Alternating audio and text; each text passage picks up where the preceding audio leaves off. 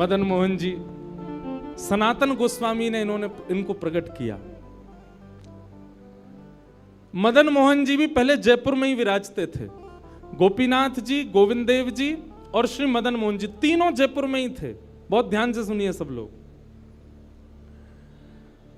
तो जयपुर के राजा की पुत्री मदन मोहन जी की सेवा करती थी।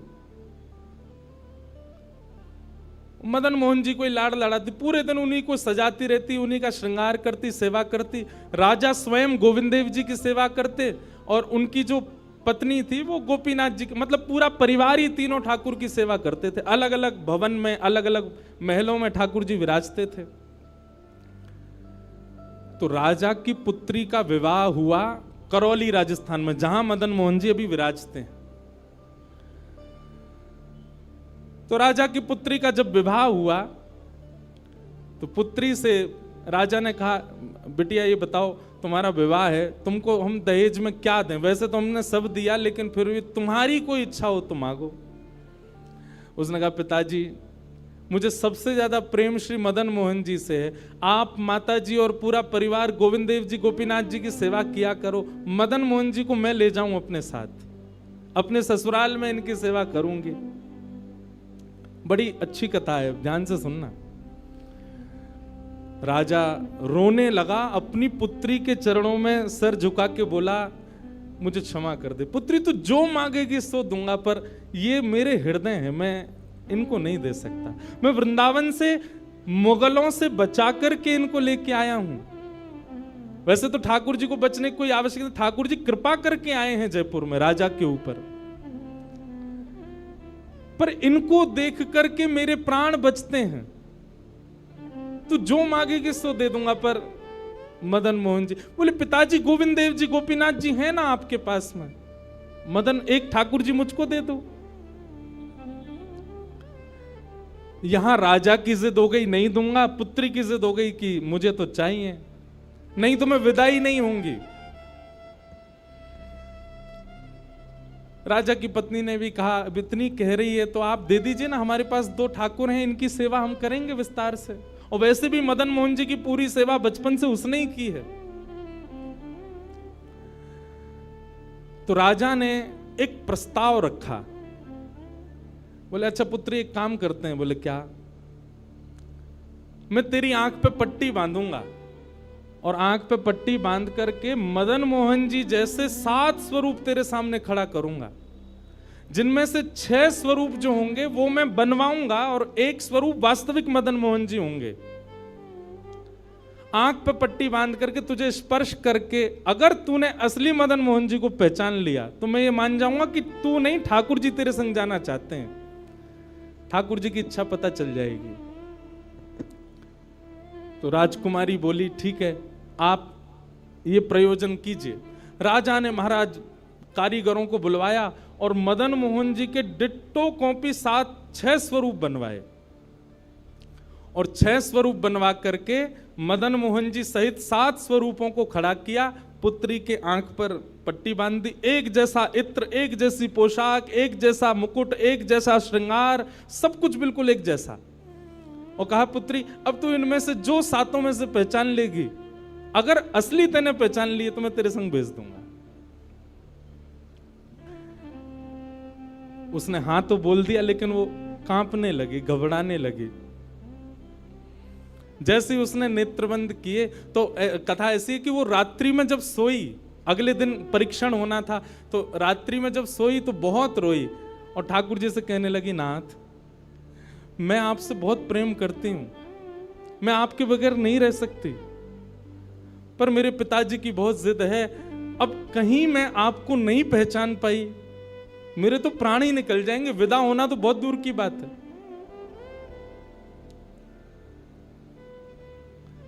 रुदन करते करते करते करते, बंधुओं एक मेरी बात बहुत ध्यान से सुनिएगा, कभी ठाकुर जी के विरह में यदि आपके अश्रु नहीं आए हैं ना, तो अभी आप भक्ति के भाव से बहुत दूर हो। आपको वृंदावन जाना अच्छा लगता है, वृंदावन में घूमना अच्छा लगता है, राधा राधा नाम ध्वनि पर झूमना अच्छा लगता है, कथाएं, प्रवचन, सत्संग बढ़िया लगते हैं। ये सब एक प्रथम सोपान, प्रथम सीढ़ी है। पर प्रमुख सीढ़ी तो भजन मार्ग या भक्ति पथ की विरह है। अगर वो आपके चित्त में कभी ठाकुर जी के लिए नहीं आया है तो अभी आप बहुत पीछे छूटे हुए हो। रात भर रोती रही और रुदन करते करते, नाथ मैं कैसे पहचानूंगी कि आप सत्य कौन से हो। मदन मोहन जी उसके स्वप्न में आ गए और स्वप्न में आकर के बोले, तू चिंता मत करे, तेरो ही मन ना है मुँह ले जावे को, मेरो भी मन है रो तेरे संग जावे को। अरे जे सब मेरी सेवा तो करें पर तेरी जैसी सेवा तो कोई करेगा ना, मेरो भी बड़ो मन है तेरे संग चलवे को। तो उसने कहा, तो नाथ कुछ कृपा तो करो। बोले हाँ मैं एक काम करूंगा। बोले कहा, तू सबरे स्वरूपन को जब स्पर्श करेगी ना तो असली मदन मोहन जो मैं हूं, तू मेरे हाथन को स्पर्श करियो। तो हाथ कैसे? ऐसे। ठाकुर जी त्रिभंग लली ठाकुर जी हैं। तो ठाकुर जी बोले तू मेरे हाथन को स्पर्श करियो तो जितने मेरे अन्य स्वरूप हैं 6 वो तो ऐसे ही रहेंगे, लेकिन जैसे ही तू वास्तविक मेरे सामने आवेगी सो मैं अपनी इकन्नी उंगली उठा दूंगा, अपनी कोने वाली उंगली उठा दूंगा।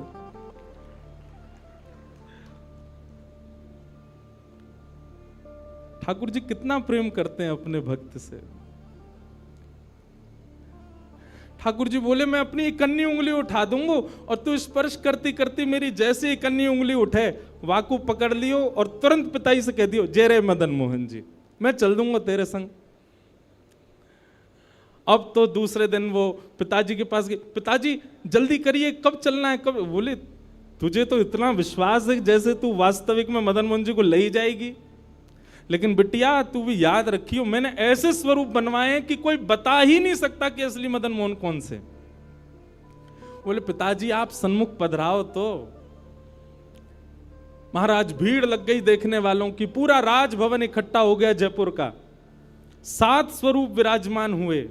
पुत्री के आंख पर अभी विवाह हुआ, उसका विदाई नहीं हुई है, आंख पर पट्टी बांध करके और कहा जाओ, अगर मदन मोहन जी की इच्छा होगी तो तू ढूंढ ले। अब मदन मोहन जी तो पहले ही बता चुके हैं, ऐसे मिलूंगा।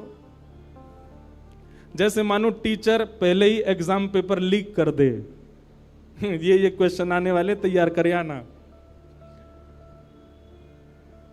उसने जाकर के जैसे स्वरूप स्पर्श करने प्रारंभ किए, पहला बोले ये नहीं है, दूसरा स्पर्श किया, ये भी नहीं है। ठाकुर जी खड़े थे 5वीं पंक्ति में, 5वें वाले थे। तीसरे स्पर्श किए, बोले ये भी नहीं है। चौथे किए, बोले ये भी नहीं है। जैसे ही 5वें का स्पर्श किया और मुखमंडल का स्पर्श किया, गले का स्पर्श किया, वक्ष का स्पर्श कर, जैसे ही ठाकुर जी की भुजा पकड़ी सो ठाकुर जी ने अपनी कन्नी उंगली हिला दी और जैसे ही कन्नी उंगली हिलाई उसने तो, पिताजी यही है मदन मोहन जी। आहा, राजा के तो नेत्रों से आंसू गिर गए, चरणों में गिर गए, उठ करके अपनी बिटिया को गले से लगा लिया, कान में बोले बोले मैंने कन्नी उंगली हिलते हुए देख ली। मुझे ये बात पता चल गई है कि भैया तेरी जिद नहीं है इनको ले जाने की, इनकी भी जिद है तेरे संग जाने की। और महाराज गाजे बाजे रथ में आरूढ़ करके श्री मदन मोहन लाल जी करौली राजस्थान को प्रस्थान किए। बोलो मदन मोहन लाल की। बिहरत निस दिन कुंज गलन में ब्रज जन मन सुख धाम, मदन मोहन को रूप निरख के, मदन मोहन को रूप निरख सनातन बल बल जाए, वृंदावन प्यारो वृंदावन, श्री वृंदावन मेरो। ये भैया ऐसे ही भजन नहीं बना है, ये ऐसे ही आपके झूमने के लिए कीर्तन नहीं, ये पूरा वृंदावन समाविष्ट करवा दिया हमारे गिरधर लाल जी ने एक ही पद में। पूरा वृंदावन विराज रहा है। ठाकुर जी जड़ नहीं है। दूसरा स्वरूप क्या है ठाकुर जी का? चैतन्य। कौन है ठाकुर जी? चैतन्य। कई लोग पूछते हैं महाराज जी सेवा का कोई प्रकल्प बताओ, सेवा का कोई भाव बताओ, सेवा कैसे करनी चाहिए, सेवा में क्या होना चाहिए क्या नहीं होना चाहिए। हमारी एक बात सब लोग सुन लीजिए, यहां लगभग सब सेवा वाले ही बैठे हैं। आप ठाकुर जी के प्रति चैतन्य भाव अपने हृदय में प्रगाढ़ कर लो। चैतन्य भाव प्रगाढ़ मतलब ये कोई पाषाण नहीं है, ये कोई प्रतिमा नहीं है, ये कोई धातु नहीं है, साक्षात वृंदावन चंद मेरे घर पर विराज रहे हैं। ये विश्वास आप अपने चित्त में प्रगाढ़ कर लीजिए। बस आपके जिस दिन ये विश्वास प्रगाढ़ हो गया, अपने आप आपको सेवा सीखनी, किसी से पूछनी नहीं, अपने आप करने लग जाओगे। अरे मां को नहीं बताना पड़ता पुत्र की सेवा कैसे होती है, पत्नी को नहीं सिखाना पड़ता पति को कैसे पूछना है। सारे संबंध हम अपने आप सीख लेते हैं। तो ठाकुर जी से जो हमारा प्रेम भाव है, उसके लिए हमको पूछना क्यों पड़ता है कि कैसे करें, भोग कैसे लगाएं, सुलाएं कैसे, ये कैसे करें। शास्त्रीय बात पीछे है, पहले आप प्रेम भाव में तो आओ। ठाकुर जी अपने आप सिखा देंगे अपनी सेवा कैसे करनी।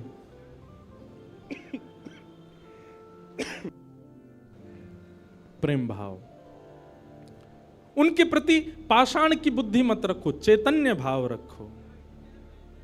जैसे आपके चित्त में चैतन्य भाव आया कि ये तो चलते फिरते उठते बैठते सब करते हैं, केवल मेरे सामने ऐसे खड़े हो जाते हैं मूर्तिमंत होकर के, मानो ये ठाकुर जी मुझसे कह रहे हैं कि तू अपनो इतनो प्रेम मुंह को प्रदान कर कि मैं चलन लगूं, मैं फिरन लगूं। सब लोग एक बात याद रखिएगा, जिसके भी घर में ठाकुर जी की सेवा है, ठाकुर जी हमको चैलेंज करते हैं, अगर तो में सामर्थ्य हो तो अपनी भक्ति से, अपने भाव से, अपने समस्त प्रयासों से तू मुझे चलवा के दिखा दे, तू मुझे बुलवा के दिखा दे।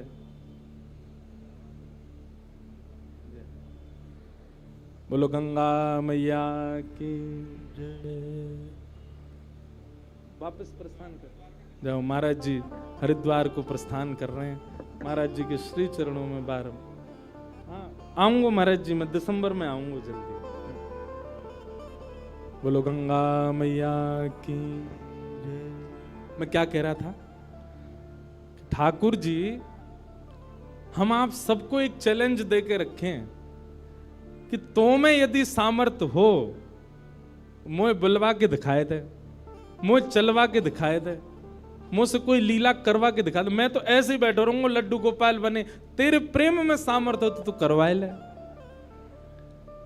जिस दिन ठाकुर जी हमारे घर आ जाते हैं उसी दिन से हमारी एक चैलेंज हमारे ऊपर आ जाता है, हम में सामर्थ्य हो, ठाकुर जी बोल के दिखा दें, ठाकुर जी कुछ करके दिखाएं।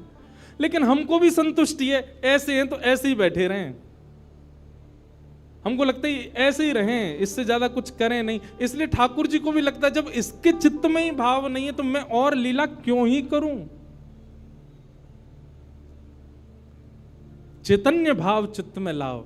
जैसे एक बालक जन्म लेता है तो मां और पिता प्रतीक्षा करते हैं, अब ये कब बोलेगा, मां कब बोलेगा, पापा कब बोलेगा, ये चलना कब सीखेगा, ये स्कूल कैसे जाएगा, ये बड़ा होकर के जॉब करेगा, बिजनेस आदि आदि सब भाव। ऐसे एक सेवक साधक के चित्त में भी अपने ठाकुर जी के प्रति भावना होनी चाहिए, ये बोलेंगे कब।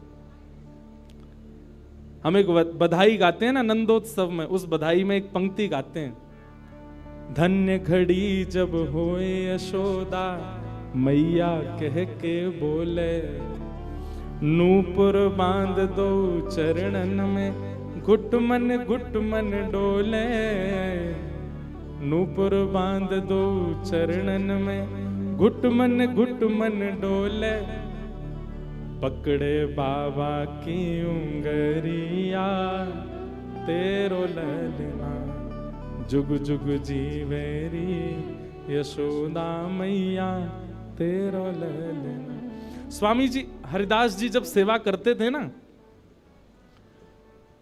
तो ठाकुर जी बिहारी जी ऐसे ही नहीं रहते थे जैसे हमको दिख रहे हैं। स्वामी जी जैसे ही कपाट करते थे सोई बिहारी जी बैठ जाते थे, बंसी वंसी सब नीचे करके हाथ सीधे कर लेते। मैं तो हार गयो पूरे दिन खड़े खड़े, स्वामी जी तुम बार बार पर्दा करते रहे करो। इसीलिए बिहारी जी में बार बार पर्दा आता, क्यों, ठाकुर जी उतनी देर बैठ लेते हैं, क्यों, खड़े खड़े थक गए। बहुत भाव है पर्दा के, पर एक भाव यह भी है। तो स्वामी जी को अनुभव होता है तो इसका मतलब क्या है? ठाकुर जी लीला करते हैं, पर अब क्यों नहीं कर रहे? हमारे भीतर स्वामी जी जैसा भाव नहीं है। श्री हरिराम व्यास जी के विराज रहे ठाकुर जी, बाबा के ठीक पीछे जुगल किशोर जी। मुंह को तो रूप देख के ही पता चल जाए कौन से ठाकुर जी हैं। जुगल किशोर जी, इनके चरित्र में आता है कि एक बार कोई साधक वंशी दे गया, और वंशी देख करके बोला हरिराम व्यास जी, जुगल किशोर जी को वंशी पधरा देना, नई सोने की वंशी है। तो आपने श्रृंगार करके जैसे ही वंशी ठाकुर जी के हाथ ऐसे ही रहते हैं, तो वंशी पोली उसमें जैसे ही प्रवेश कराई, ठाकुर जी के हाथ का जो छिद्र है वो छोटा पड़ गया, वंशी बड़ी, लेकिन ज्यादा बड़ी नहीं, नेक बड़ी, नेक। तो व्यास जी ने थोड़ा श्रम किया, थोड़ा जोर लगाया कि वंशी कैसे भीतर जाए। तो जैसे ही जोर लगाया, ठाकुर जी का हाथ छिल गया और वहां से रक्त निकलने लगा, श्री जुगल किशोर जी के। हरिराम व्यास जी ने जैसे ही रक्त देखा, मूर्छित होकर गिर पड़े वहीं पर। और जब होश में आए तो अपने पुत्र को सेवा दे दी और कहा, मैंने ठाकुर जी को श्रमित कराया है, अब मैं अपने आप को दंड दूंगा। तो क्या दंड दिया? सूर्य उदय से सूर्यास्त तक वृंदावन की परिक्रमा ही लगाते रहते थे, ये दंड दिया उन्होंने खुद को। पहला दिन था दंड का। एक बात सुनिएगा, इन आचार्यों के चरित्र से ना कुछ कुछ सीखा कीजिए। आपकी सेवा में आपसे कोई अपराध बनता है, आपसे कोई गलती हो जाती है, आपसे कोई दोष बन जाता है, तो उसके लिए आप जाकर के पूछते हैं, हमसे अपराध हो गया, हम क्या करें? पूछिए मत, स्वयं को अपने आप ही दंड उत्सव मना लीजिए। और दंड उत्सव क्या है? तुरंत वृंदावन जाओ, एक परिक्रमा लगाओ, किसी वैष्णव को प्रसाद पवाओ, ब्रजवासी को कुछ दे करके उनको प्रसन्न करके आओ। यही दंड है वैष्णव अपराध का, भगवत अपराध का। तो श्री हरिराम व्यास जी वृंदावन में भ्रमण करते रहे, परिक्रमा लगाते रहे। परिक्रमा करके रात्रि में जैसे ही लौट करके आए, बहुत सावधानी से सुनो, तो शयन का दर्शन करने जब गए, तो शयन के दर्शन में आपने क्या देखा कि जुगल किशोर जी ने स्वर्ण की वंशी धारण कर रखी, वही वंशी जो सुबह वो पधराना चाह रहे थे। उन्होंने अपने पुत्र को बुलाया, पुत्र को बुला के बोले, ये वंशी सुबह ठाकुर जी के हाथ में नहीं आ रही थी, अभी कैसे धारण हो गई? बोले, पता नहीं पिताजी, आप तो चले गए थे, मैंने वंशी उठा करके धारण कराई, ठाकुर जी ने धारण कर ली। हरिराम व्यास जी ने जैसे ही वंशी निकाल करके देखी, तो क्या पाया? ठाकुर जी ने अपना हाथ ही बड़ा कर लिया वंशी धारण करने के लिए, उनके लिए। अब ताली से काम नहीं चले, हमारे ठाकुर जी करते हैं ऐसे? क्यों नहीं करते? और हम संतुष्ट क्यों हो जाते हैं? जैसी सेवा है उससे हमको प्रसन्नता क्यों हो जाती है? नहीं। ये इस बात का प्रमाण है कि कहीं ना कहीं हमारी भक्ति में, हमारे भाव में, हमारे प्रेम में अभी वो स्तर नहीं आया कि ठाकुर जी उसको स्वीकार कर लें। इसलिए भैया, सबसे पहली बात भक्ति में, सेवा में सबसे पहला प्रकार, ठाकुर जी को आप चैतन्य मानो। वो जड़ नहीं है, वो पीतल के नहीं है, वो अष्टधातु के नहीं है, वो मार्बल के नहीं है, वो साक्षात ठाकुर जी हैं, वो साक्षात चैतन्य है। उनके प्रति चैतन्य बुद्धि आपने धारण कर ली, अपने आप ठाकुर जी अपने आप लीलाएं कराना प्रारंभ कर देंगे। मुझको राधा रमण कर दो वैसा, मुझको राधा, नित्य की प्रार्थना होनी चाहिए ठाकुर जी से। रटू में तेरा नाम, यूं आठों याम, रटू में तेरा नाम, यूं आठों याम,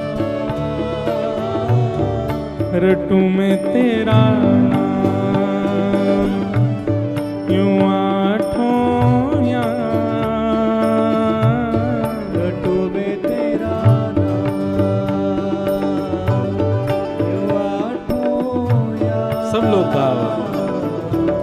मुझको राधा रमन कर दो ऐसा मगन, मुझको राधा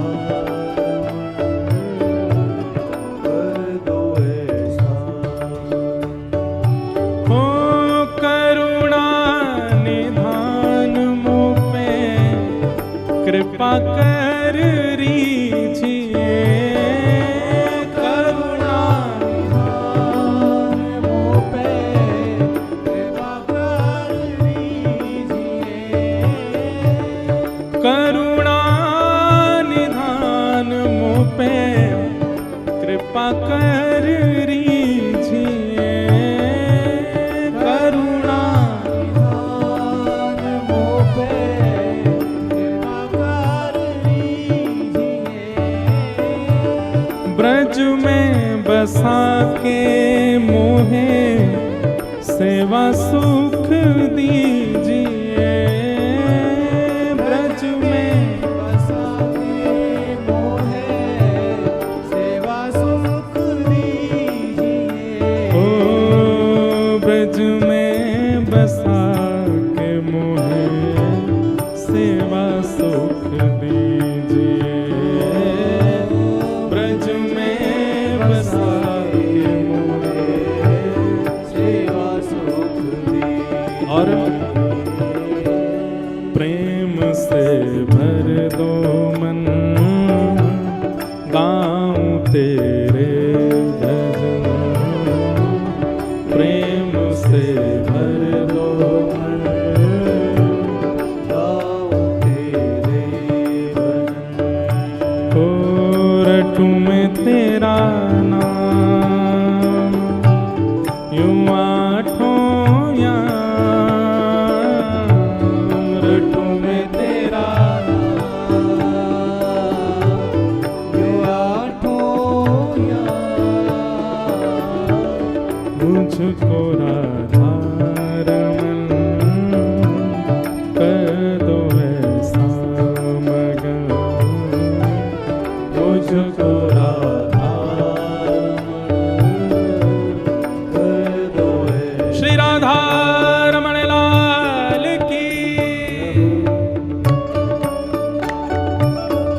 करताल बजा के गाओ।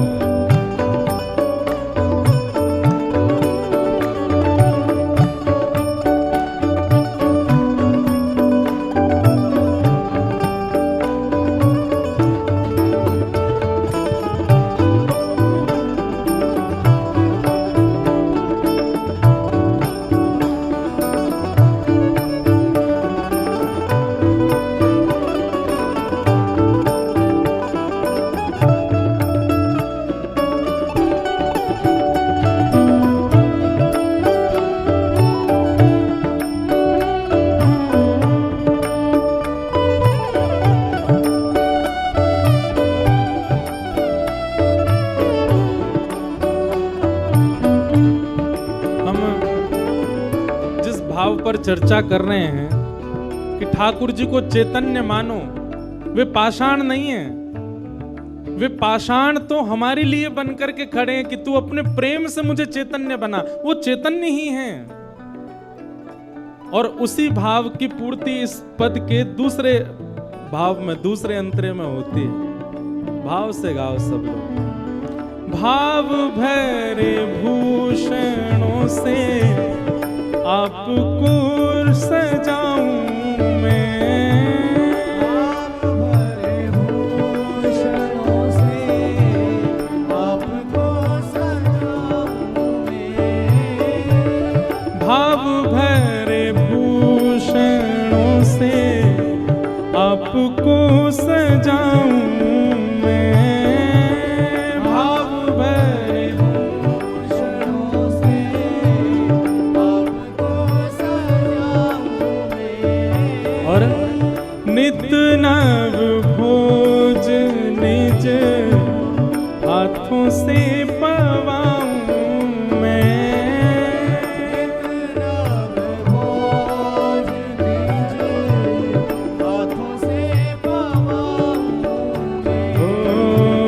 नित नव भोज निज हाथों से पवाऊं मैं। नित नव भोज निज हाथों से पवाऊं। भैया हम सबके लाल जी पूरे दिना खड़े रहे और कोई के लड्डू गोपाल हैं तो पूरे दिना बैठे रहे, उनके पामन में दर्द ना हो तो ऐसी भावना हमारे चित्त में नहीं आती कभी। नित्य की सेवा में एक काम किया कीजिए, रोज रात्रि अपने ठाकुर जी के चरण जरूर दबाया कीजिए। सिंथेटिक नहीं पर असली वाला इत्र मंगाइए, थोड़ा महंगा आएगा, मंगवाओ ठाकुर जी की सेवा के लिए, और चरणों में इत्र लगा करके और फिर बड़े धीमे धीमे उंगलियों से। अच्छा एक बात और है, हमारे पुष्टि मार्ग के आचार्य कहते हैं ठाकुर जी की सेवा में अंगूठा का प्रयोग नहीं होना चाहिए। क्यों? कहीं भी जोर लगाना होता है हम अंगूठा का ही प्रयोग करते हैं, और ठाकुर जी की सेवा में अगर आप अंगूठा लगाते हो ठाकुर जी को पीड़ा होती होगी, लग जाती होगी, इसलिए उंगलियों से सेवा का ही निधान होना चाहिए। कहीं उठा करके भी रखें तो अंगूठा से ठाकुर जी को बड़े आराम से स्पर्श करना चाहिए। शास्त्र हमारे आचार्य तो ऐसा कहते हैं कि अगर आपने अंगूठा का प्रयोग किया भी है तो श्रृंगार के बाद ठाकुर जी का एक अलग से भोग लगाओ। किस बात का? श्रम भोग। ठाकुर जी आपको दर्द हो गया होगा, हमने अंगूठा से दबाया आपको, इसलिए मंदिरों में श्रम भोग आता है। बेचारो बहुत हमारो ठाकुर वृंदावन को बड़ो हल्को सो नेक में ही हार जाए, नेक जोरते सर दबाए दो, हाथ दबाए दो, पांव दबाए, थक जाए इतने में तो श्रम भोग लाओ। नित्य रात्रि में ठाकुर जी को शयन से पहले चरणों में इत्र जरूर सेवा किया करो। श्रृंगार कोई कर जाए, भोग कोई बनावे, पर रात्रि शयन तो सेवक को स्वयं कराने चाहिए। दाबु तुमरे चरण करो जब तुम शयन, दाबु तुमरे चरण करो जब तुम शयन। ओ दाबु तुमरे चरण करो जब तुम शयन, दाबु तुमरे चरण करो जब तुम शयन। ओ रटू में तेरा नाम यूं आठों याम, रटू में तेरा नाम आठों याम, रटू में तेरा नाम यूं आठों याम, रटू में तेरा नाम यूं भाव भाव से मुझको राधा कर दो ऐसा, मुझको राधा कर दो ऐसा, ओ मुझको राधा कर दो ऐसा, मुझको राधा कर दो ऐसा। ओ जय जय राधा रमण प्यारो राधा रमण,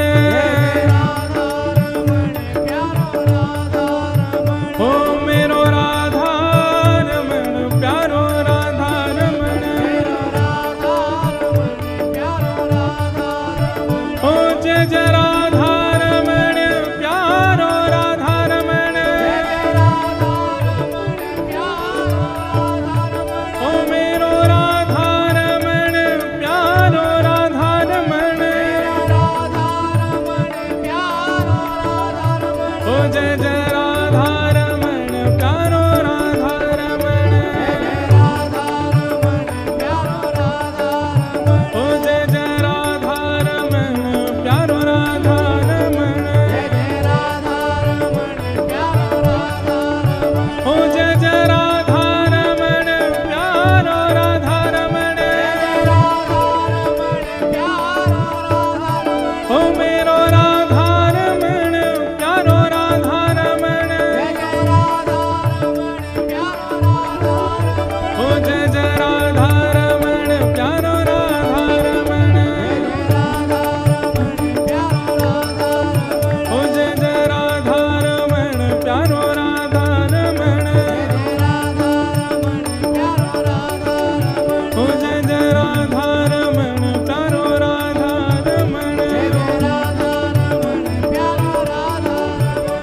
जय राधा रमण प्यारो राधा रमण, श्री राधा रमण लाल की जय।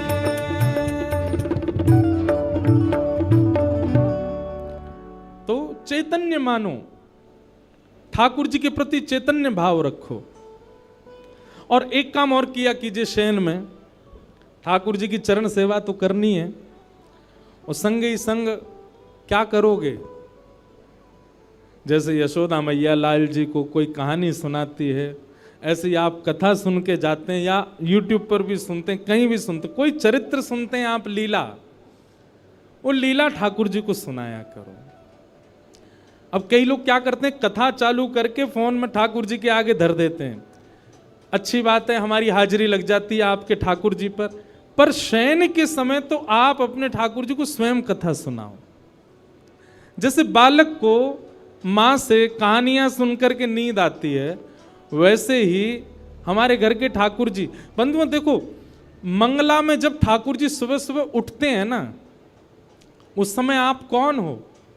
उस समय आप गोपी का स्वरूप हो।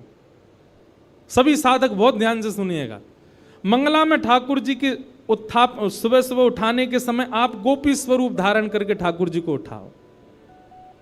मध्याह्न में श्रृंगार के बाद आप ठाकुर जी के सन्मुख श्री जी के भाव से या सहचरी के भाव से जाओ, और रात्रि शयन के समय ठाकुर जी के सन्मुख श्री यशोदा जी के भाव से जाओ। इन तीन भाव से ठाकुर जी की सेवा में प्रस्तुत होना चाहिए। सुबह गोपी के भाव से या फिर ग्वाल के भाव से, ग्वाला के भाव से ठाकुर जी को उठा रहे हैं, लाला बोर है गई, जल्दी चल, गैया चरावे चलना है, इस भाव से उठाओ। या कोई गोपी के भाव से कि लाला मैंने ऐसो माखन निकारो, तू चोरी करेगा ना, इस भाव से उठाओ। मध्याह्न के समय कोई ब्रज की गोपी या फिर कोई सहचरी, ललिता विशाखा या श्री जी के भाव से ठाकुर जी को रूप दर्शन करके, श्रृंगार दर्शन करके बार बार बलैया लो। एक प्रियतमा के भाव से ठाकुर जी का दर्शन करो, और रात्रि शयन के समय यशोदा के भाव से ठाकुर जी को सुलाओ। ठाकुर जी को कोई कथा सुनाओ, लीला सुनाओ, पद सुनाओ, और चरण सेवा करो। चैतन्य। और ठाकुर जी का तीसरा स्वरूप क्या है? आनंद। तो सत परमात्मा, सत राधा रमण लाल, सत वृंदावन चंद को यदि आपने चैतन्य मान लिया, तीन रूप बताए ना, सच्चिदानंद, तो सत परमात्मा को यदि आपने चैतन्य मान लिया तो सत परमात्मा ही चैतन्य बन के आपको आनंद प्रदान करने लगे, वही आनंद देगा। अभी हमारी सेवा में हमको सुख मिलता है, अभी हमारी सेवा में हमको संतुष्टि होती है, पर जिस दिन आनंद आने लगेगा संतुष्टि नहीं मिलेगी, आपको लगेगा कोई कमी रह गई, अभी और कुछ करना है, ठाकुर जी की सेवा में और ये भाव प्रस्तुत करने। तो सच्चिदानंद रूपाय, भगवान के तीन रूप हैं। सच्चिदानंद, विश्वोत्पत्त्यादि हेतवे, भगवान के काम क्या हैं? रूप तीन, कर्म भी तीन, विश्व को बनाना, पालन करना और संहार करना। तापत्रय विनाशाय, तीन प्रकार के तापों का उपशमन करने वाले, ऐसे श्री कृष्णाय वयम नमः, श्री कृष्ण को हम बारंबार प्रणाम करते हैं। इस प्रकार भागवत जी में प्रथम श्लोक महात्म में ठाकुर जी को वंदन किया गया।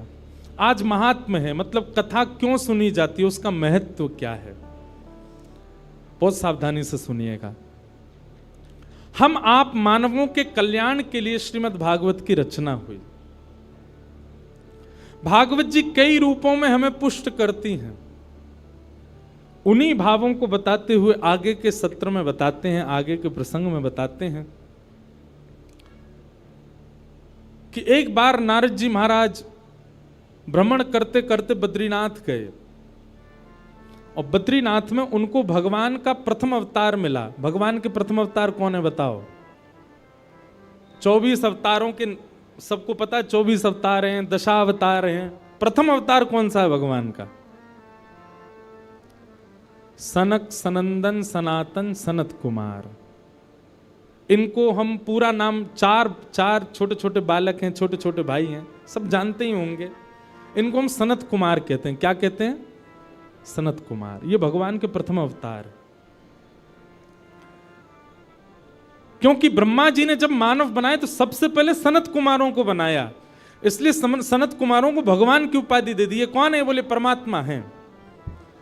तो ये आज भी बद्रीनाथ में विराजते हैं सनत कुमार, तपस्वियों को दर्शन होता है। तो नारद जी महाराज बद्रीनाथ गए और बद्रीनाथ में सनत कुमारों ने जैसे नारद जी को देखा तो नारद जी का मुख देख करके सनत कुमार बोले कि आप बड़े दुखी लग रहे हो, बड़े पीड़ा में लग रहे हो, क्या बात है? तब नारद जी ने अपना कष्ट बताया। अहम तुम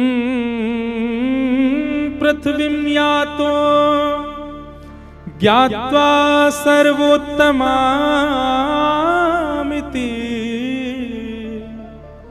पुष्करम च प्रयागम च काशी गोदावरी तथा। नारद जी महाराज बोले, हे सनत कुमार, मैं देवलोक से पृथ्वी पर आया ये जान करके कि पृथ्वी तो बहुत अच्छी है। बहुत सावधानी से सुनना। जैसे जो लोग विदेश जाते रहते हैं ना, वो विदेश ना जाने वालों के आगे विदेश का ही गुण गाते रहते हैं। अमेरिका ऐसा है, लंदन ऐसा है, ऑस्ट्रेलिया ऐसा है, विदेश का ही यश सुनाते रहते हैं। पर हमने एक चीज अनुभव करके देखी, और भी कोई विदेश जाने वाला उसने भी किया होगा, जितना उसका बखान किया जाता है वहां पहुंच करके उसका 0.1% भी नहीं होता, वैसा बिल्कुल भी नहीं होता। लेकिन वृंदावन के लिए उल्टा है। वृंदावन का आप जितना बखान सुनोगे, जितनी महिमा सुनोगे, जितनी प्रशंसा सुनोगे, पहुंच करके उससे 100 गुना ज्यादा है। वृंदावन का विपरीत है।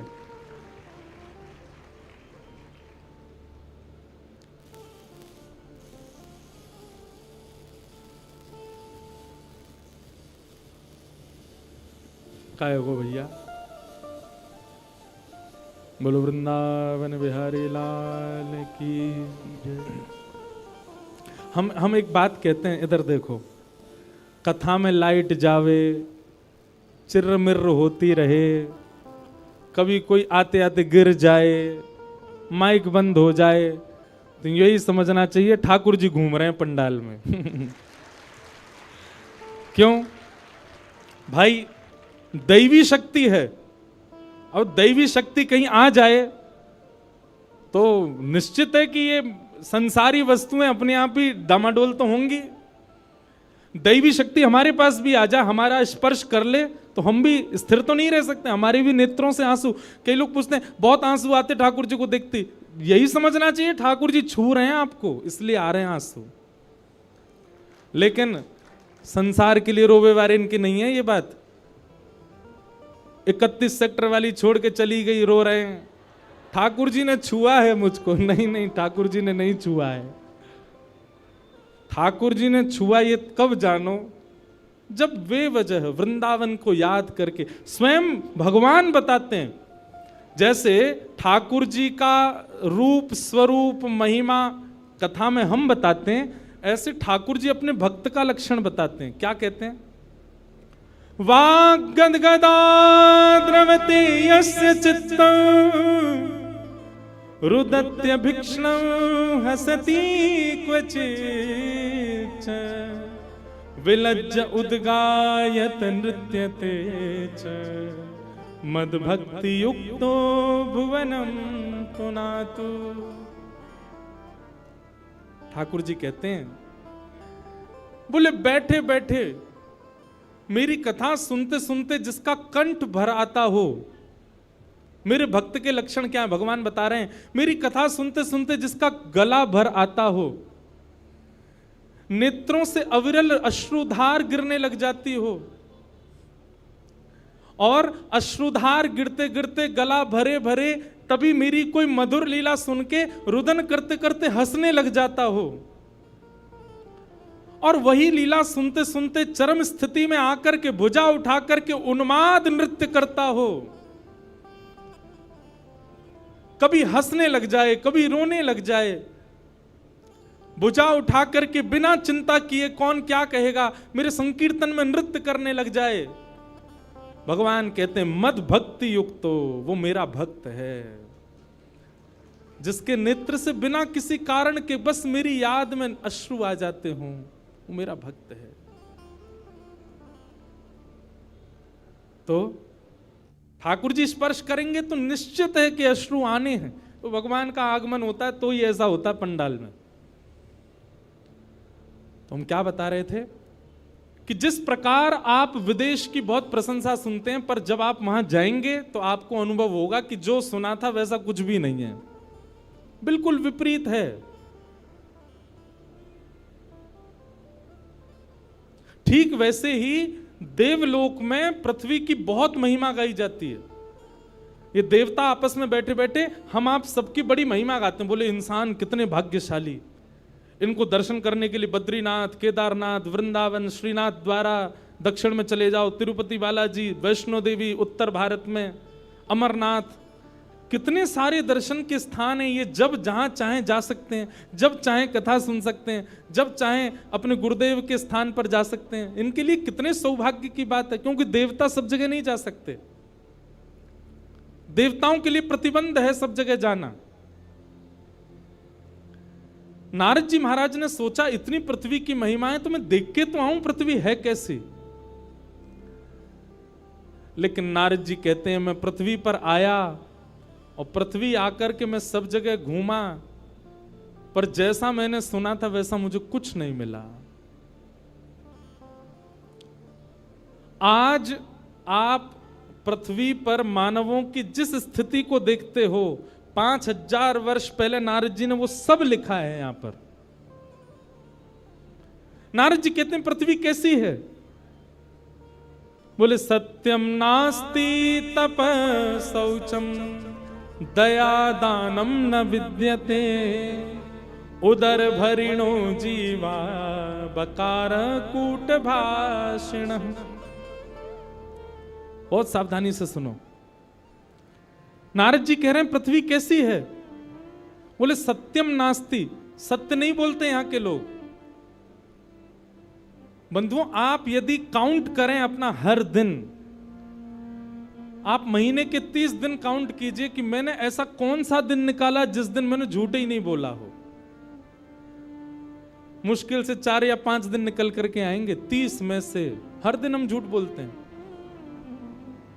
हर दिन असत्य भाषण करते हैं, और असत्य के भी बहुत रूप हैं। किसी से बोलना ही असत्य नहीं होता, हम स्वयं के साथ भी जब असत्यता करते हैं, अपने साथ भी अपने आप को जबरदस्ती धकेल रहे हैं संसार के विषय में, यह भी तो असत्य है।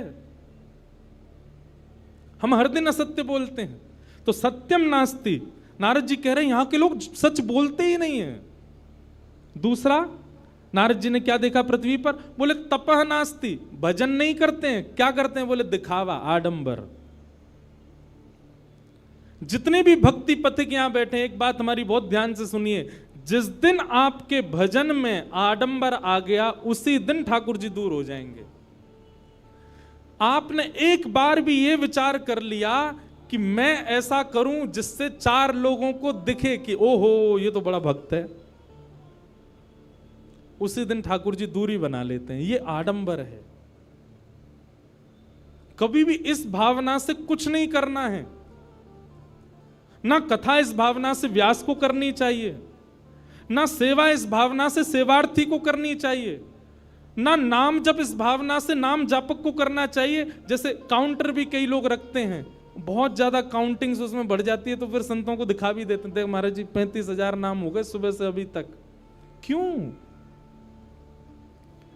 आपकी भक्ति में जिस दिन प्रदर्शन आ जाएगा ठाकुर जी उसी दिन कोसों दूर चले जाएंगे। इसलिए प्रदर्शन नहीं, दर्शन में रहो। एक बात सदैव याद रखना,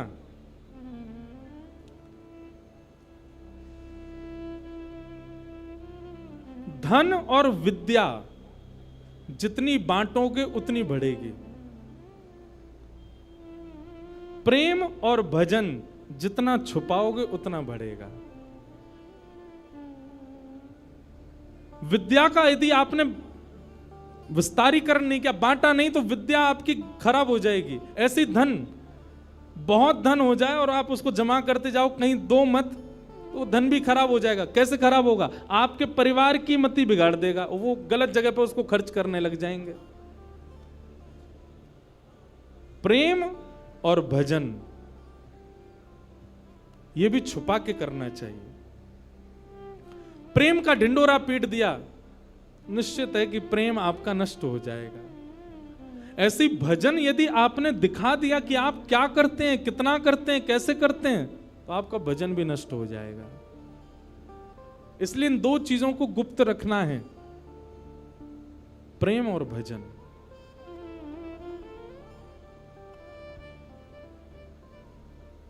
नारद जी महाराज कहते हैं, सत्य नहीं बोलते संसार के लोग, तप नहीं करते। बोले भजन तो गोपनीय रूप से होता है, यहां तो दिखावा करते हैं लोग। तपः नास्ति शौचम नास्ति, बोले पवित्रता केवल दिखावे की है। नहा लेते हैं 2 बार दिन में, लेकिन पवित्र नहीं है। हम लोग स्वच्छ तो रहते हैं, हम लोग सुंदर तो रहते हैं, पर पवित्रता नहीं है। पवित्रता बाह्य नहीं होती, भीतर की होती है। पवित्र नहीं है।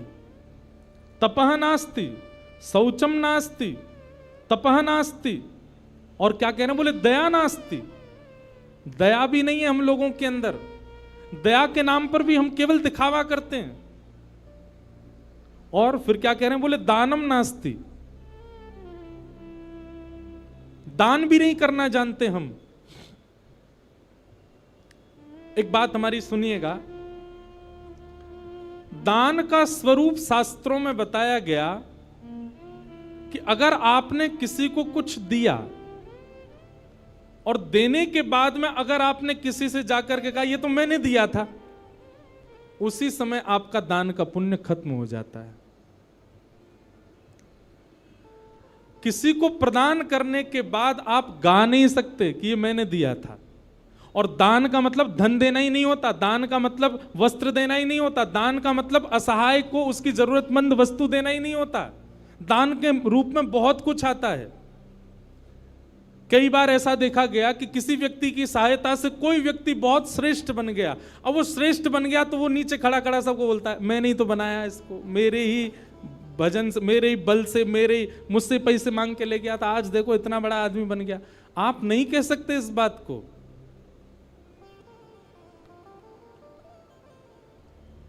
आपसे वस्तु जैसे ही किसी के पास जाती है, अगर वो दान का स्वरूप है तो आप उसको अपना कभी नहीं बता सकते। आपने जिस दिन उसको अपना बताया उसी दिन आपका पुण्य नष्ट हो जाता है, क्षीण हो जाता है। तो दानम नास्ति, हमारा तो काम ही है कि जब तक फोटोग्राफर नहीं हो तब तक दान ही नहीं करते। जब तक कहीं बता ना दें, सोशल मीडिया अपडेट ना कर दें, तब तक दान नहीं होता। थोड़ा गोपनीय रखो अपने आप को, दानम नास्ति। और फिर क्या कह रहे हैं? बोले केवल एक ही चीज के लिए हम सब लोग भाग रहे हैं। बोले क्या? उदर भरिणो जीवा, हमारा एक ही उद्देश्य है। बोले क्या? ऐसा कुछ करना है जिससे हमको भोजन मिल सके। उदर भरने की शिक्षा ही हम पा रहे हैं, उदर भरने के लिए ही मेहनत कर रहे हैं, उदर भरने के लिए पूरा दुनिया भाग रही है। अंत तो गत्वा, हमारी गति क्या है? बोले कुछ मिलना चाहिए, पेट में जाना चाहिए, बस इसी के लिए ही कर रहे हैं। आप ऐसा नहीं कह रहा हूं कि मैं इसके लिए नहीं जीना है, पर हमारा उद्देश्य केवल यही है। कई लोगों को तो इतनी भूख लगती है, वो बात बात पर केवल उनको यही चिंता है कि खाना क्या है।